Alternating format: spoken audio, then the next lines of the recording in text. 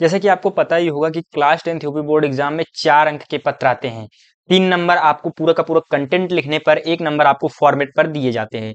तो उसी क्रम में आज मोस्ट इंपॉर्टेंट पत्र लेकर के आया हूं। क्या है? आकस्मिक अवकाश हेतु अपने प्रधानाचार्य को एक पत्र लिखिए। मेरे भाई, ये एक इंपॉर्टेंट टॉपिक है या इंपॉर्टेंट सवाल है, यानी यही हो सकता है हूबहू आपके बोर्ड एग्जाम में देखने को मिल जाए। तो अगर आप इसको तैयार कर लेते हैं या इसके फॉर्मेट को अच्छे से अडॉप्ट कर लेते हैं तो आपके 4 अंक पक्के हो जाएंगे। ठीक है, तो आइए किस प्रकार से मैंने हैंड रिटेन पत्र लिखा है उसको मैं आपको दिखा देता हूं। तो सबसे पहले आपको क्या करना है, प्रश्नोत्तर संख्या 8वां डालना है। ये आपका 8वां ही रहेगा। ठीक है, और आपको राइट साइड में लिखना है पत्र लेखन। ठीक है, प्रश्नोत्तर संख्या 8 पत्र लेखन। ठीक है, इसी तरीके से एग्जैक्ट आपको लिखना है। फिर यहां पर लिखेंगे आप सेवा में श्रीमान प्रधानाचार्य जी, जो भी आपका कॉलेज होगा, कॉलेज का स्थान और मतलब जिला। ठीक, उसके बाद विषय आपको लिखना है अवकाश हेतु प्रधानाचार्य जी को पत्र। इस तरीके से आपको एकदम हूबहू लिख देना है। ठीक, उसके बाद आपको लिखना है महोदय, मैं आपसे सविनय निवेदन करता हूं कि आज विद्यालय आते समय मैं एक गड्ढे में गिर गया।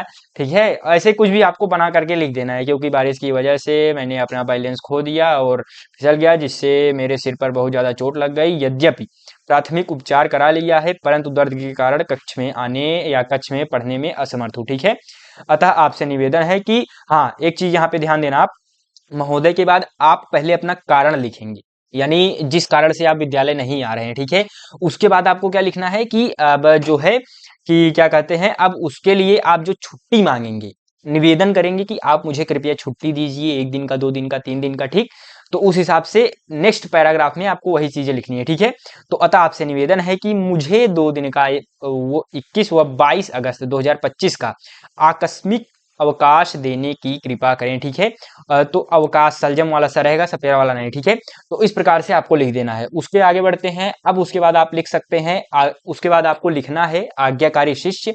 अपना नाम नहीं लिखना है बोर्ड एग्जाम में, ये चीज आपको ध्यान देना है। क ख ग लिखना है, फिर कक्षा 10 जो भी मतलब क्लास 10th में आप पढ़ रहे हो बस वो लिख दीजिए। उसके बाद लिखना है दिनांक यहाँ पर। ठीक है, आप चाहे तो दिनांक यहाँ पर भी लिख सकते हैं इस कॉर्नर पर, लेकिन मैं रिकमेंड करूंगा कि आप यहीं पर लिखें, और इंग्लिश में भी ट्राई करिएगा कि यहीं पर दिनांक लिखिएगा। ठीक है, तो ओवरऑल यहाँ पर ये है, आप इसका स्क्रीनशॉट लेकर के अच्छे से एक बार प्रैक्टिस कर लीजिए, एक बार पढ़ लीजिए और अपने बोर्ड एग्जाम में 4 अंक पक्के कर लीजिए। ठीक है, और साथ ही साथ जाने से पहले किस दिन किस हिसाब से आपको बोर्ड एग्जाम में 10 से 15 दिन में अच्छे से किस तरीके से क्या क्या चीजें पढ़नी है, स्क्रीन पर आपको एक वीडियो दिखाई दे रहा होगा, उसमें मैंने कंप्लीट डिटेल बताया हुआ है, स्ट्रेटेजी बताया हुआ है, 15 डेज प्लान, उसको देखिए। और हाँ, मैं आपसे वहीं मिलूंगा, तब तक के लिए चलते हैं मेरे मित्रों। धन्यवाद। राधा स्वामी।